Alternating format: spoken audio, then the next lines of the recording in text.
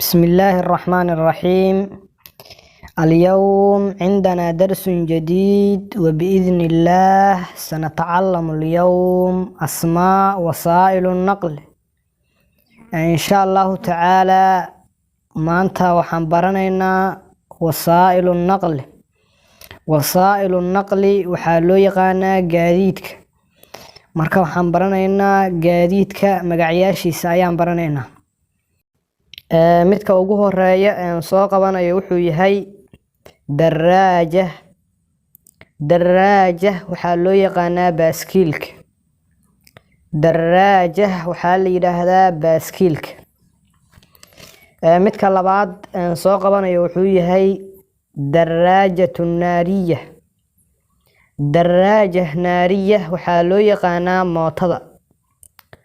mootada ayaa waxaa loo yaqaanaa daraajatu naariya. gaadiidka saddexaad aan soo qabanayo wuxuu yahay sayaara.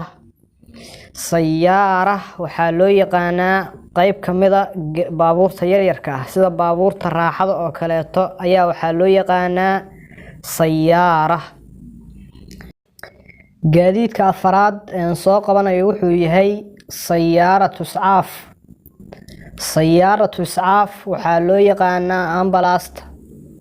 waxaa la isticmaalaa markii ay timaado xaala maariya, bukaanku markuu xaalad halisa galo.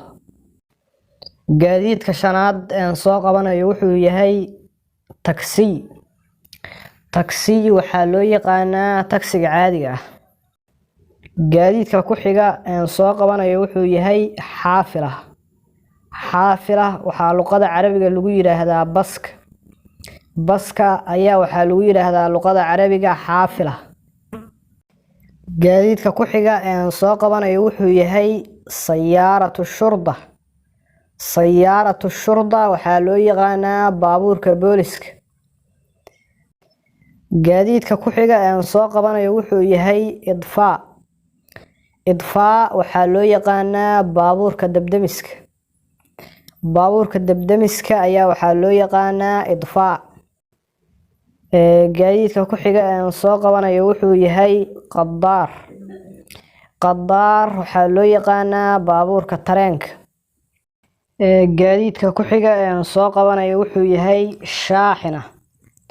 shaaxina waxaa loo yaqaanaa baabuurka xamuulka ah sida candhameydlaha iyo wixii la midka ah. gaadiidka xiga aan soo qabanayo wuxuu yahay jaraar. jaraar waxaa loo yaqaanaa cagafta. gaadiidka ku xiga aan soo qabanayo wuxuu yahay daa'ira. daa'ira waxaa loo yaqaanaa diyaaradda. diyaaradda ayaa waxaa loo yaqaanaa daa'ira. gaadiidka xiga aan soo qabanayo wuxuu yahay marwaxiya. marwaxiya waxaa loo yaqaanaa helikobtarka.